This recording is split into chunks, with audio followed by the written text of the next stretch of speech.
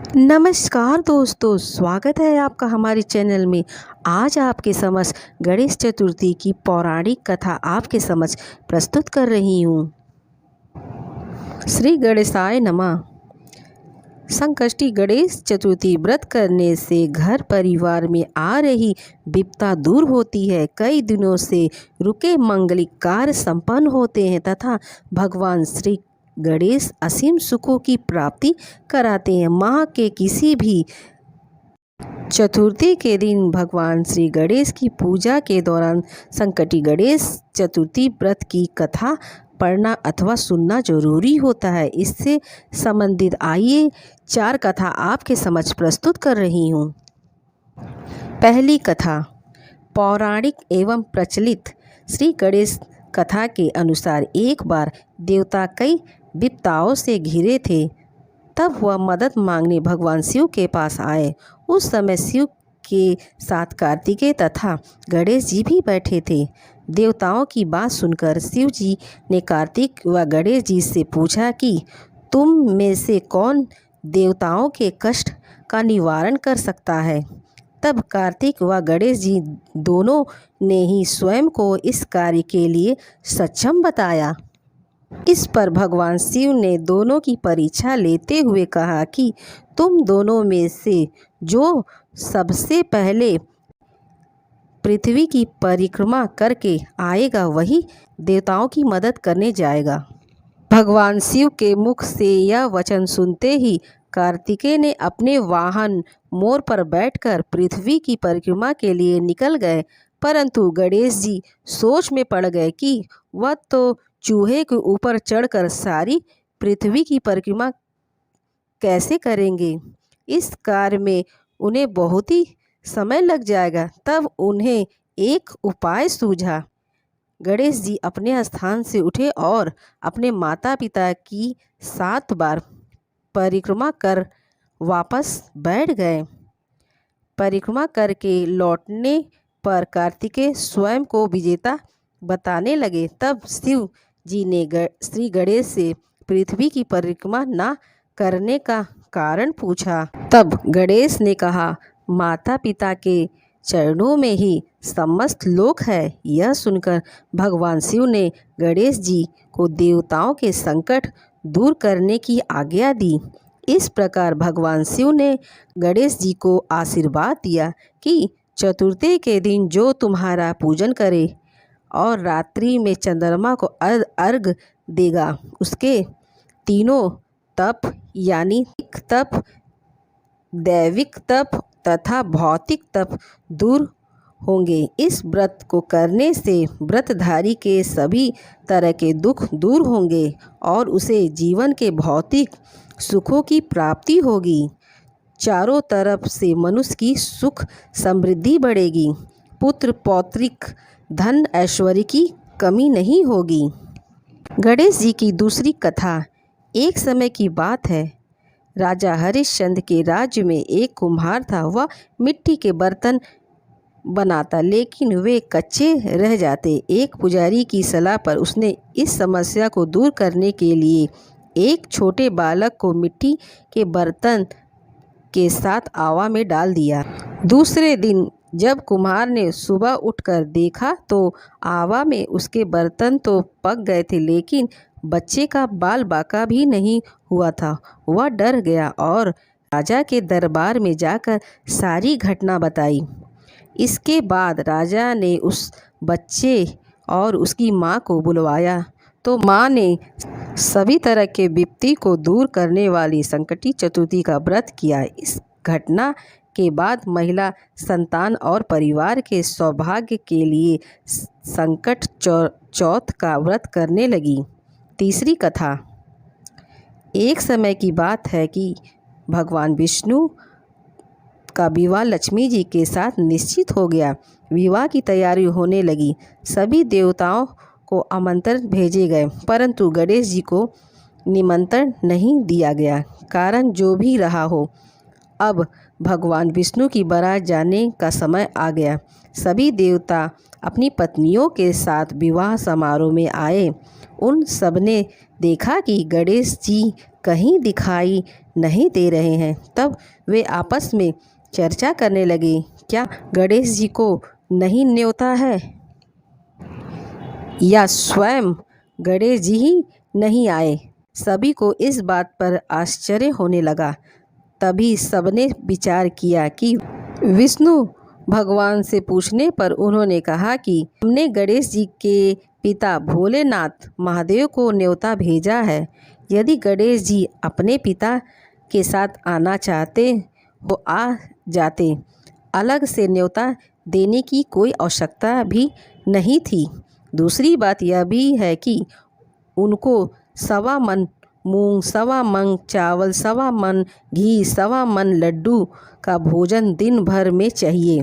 यदि गणेश जी नहीं आए तो कोई बात नहीं, दूसरे के घर जाकर इतना सारा खाना पीना अच्छा भी नहीं लगता। इतने ही बातचीत कर रहे थे कि किसी एक ने सुझाव दिया, यदि गणेश जी आ भी जाए तो उनको द्वारपाल बनाकर बैठा देंगे। आप घर का ख्याल रखना। आप तो चूहे पर बैठकर धीरे धीरे चलोगे तो बारात से बहुत ही पीछे रह जाओगे। यह सुझाव भी सबको पसंद आ गया तो विष्णु भगवान ने भी अपनी सहमति दे दी। होना क्या था कि इतने में गणेश जी वहां आ पहुँचे और उन्हें समझा बुझाकर घर की रखवाली करने बैठा दिया गया। बारात चल दी। तब नारद जी ने देखा कि गणेश जी तो दरवाजे पर बैठे हुए हैं, तो वे गणेश जी के पास गए और रुकने का कारण पूछा। गणेश जी कहने लगे कि विष्णु भगवान ने मेरा बहुत ही अपमान किया है।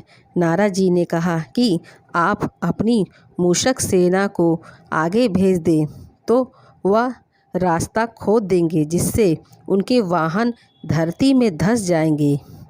तब आपको सम्मानपूर्वक बुलाया जाएगा।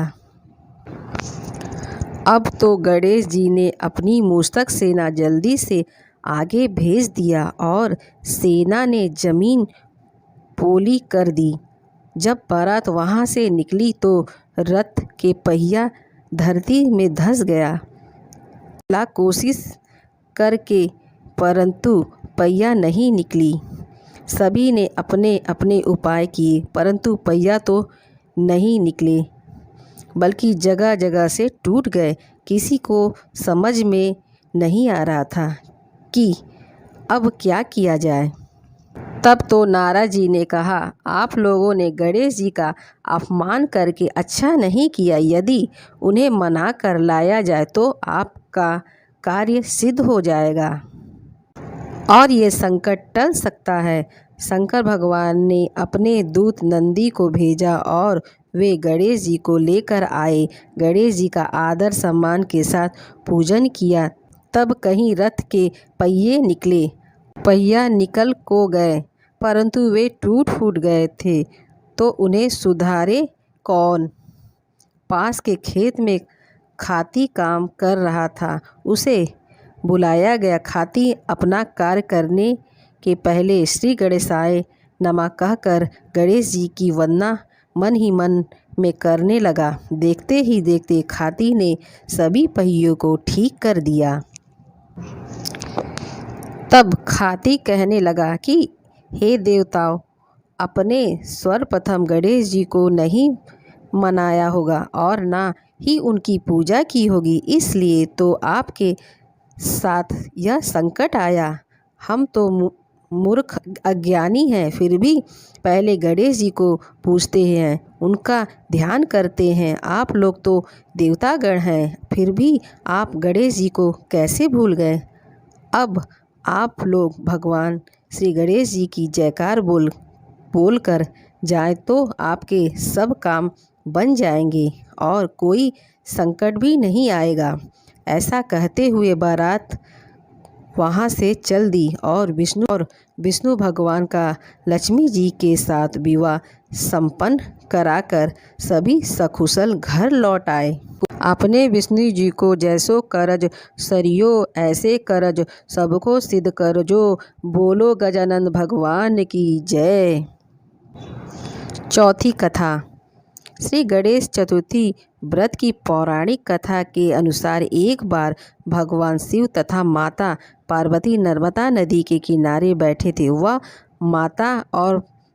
माता पार्वती ने भगवान शिव से समय व्यतीत करने के लिए चौपड़ खेलने को कहा। शिव चौपड़ खेलने के लिए तैयार हो गए, परंतु इस खेल में हार जीत का फैसला कौन करेगा, यह प्रश्न उनके समक्ष उठा तो भगवान शिव ने कुछ तिनके एकत्रित कर उसका एक पुतला बनाकर उसकी प्राण प्रतिष्ठा कर दी और पुतले से कहा, बेटा हम चौपड़ खेलना चाहते हैं, परंतु हमारी जीत हार का फैसला करने वाला कोई नहीं, इसलिए तुम बताना कि हम दोनों में से कौन हारा और कौन जीता। इसके बाद भगवान शिव और माता पार्वती चौपड़ खेलना शुरू हो गया।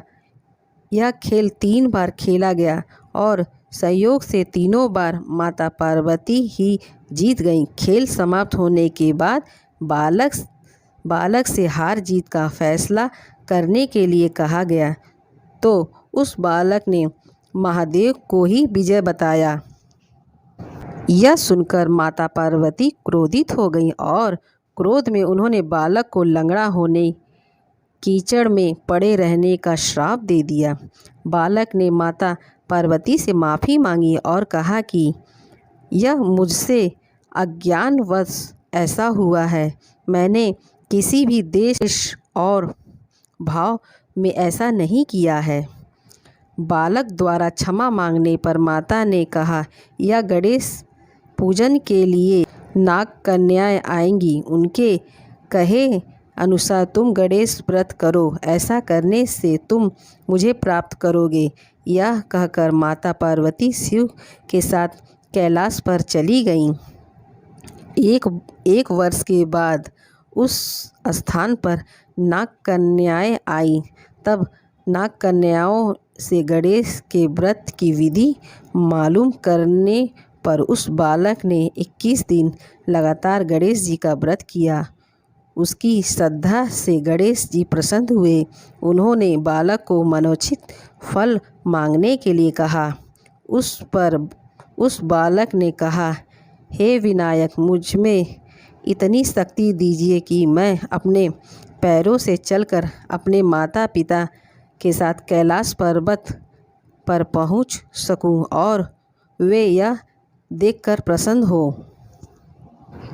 तब बालक को वरदान देकर श्री गणेश अंतर्ध्यान हो गए। इसके बाद वह बालक कैलाश पर्वत पर पहुंच गया और कैलाश पर्वत पर पहुंचने की अपनी कथा उसने भगवान शिव को सुनाई। चौपड़ वाले दिन से माता पार्वती शिव जी से विमुख हो गई थी। अतः देवी के रुष्ट होने पर भगवान शिव ने भी बालक के बताए अनुसार 21 दिन तक श्री गणेश का व्रत किया। इस व्रत के प्रभाव से माता पार्वती के मन से भगवान शिव के लिए जो नाराजगी थी वह समाप्त हो गई। यह व्रत विधि भगवान शंकर ने माता पार्वती को बताई। यह सुनकर माता पार्वती के मन में भी अपने पुत्र कार्तिकेय से मिलने की इच्छा जागृत हुई। तब माता पार्वती ने भी 21 दिन तक श्री गणेश का व्रत किया तथा दूर्वा, फूल और लड्डुओं से गणेश जी का पूजन किया। व्रत के 21वें दिन कार्तिक स्वयं माता पार्वती जी से आ मिले। उस दिन से श्री गणेश चतुर्थी का यह व्रत समस्त मनोकामनाओं की पूर्ति करने वाला व्रत माना जाता है। इस व्रत को करने से मनुष्य के सारे कष्ट दूर होकर मनुष्य को समस्त सुख की प्राप्ति होती है। गणेश चतुर्थी का व्रत माघ मास के कृष्ण पक्ष की चतुर्थी को किया जाता है। इस दिन विद्या बुद्धि के स्वामी तथा गणेश चंद्रमा की पूजा की जाती है। विधि नैवेद्य सामग्री तिल, ईख, अमरूद, गुड़ तथा घी से चंद्रमा व गणेश को भोग लगाया जाता है। दिन भर व्रत रखकर सायंकाल को चंद्रमा को दूध का अर्घ देते हैं। गौरी गणेश की स्थापना कर उनका पूजन किया जाता है तथा वर्ष भर उन्हें घर में रखते हैं। नैवेद्य को रात्रि भर ढक कर रखा जाता है जिसे पहर कहते हैं। प्रातःकाल पहर को पुत्र खोलता है तथा भाई बंधुओं में बांट दिया जाता है। जो स्त्री पुरुष इस तिथि पर तुम्हारा पूजन तथा चंद्रमा को अर्घ्य देगा उसका दैहिक तथा भौतिक ताप दूर हो जाएगा और ऐश्वर्य, पुत्र और सौभाग्य को प्राप्त करेगा। श्री गणेशाय नमः।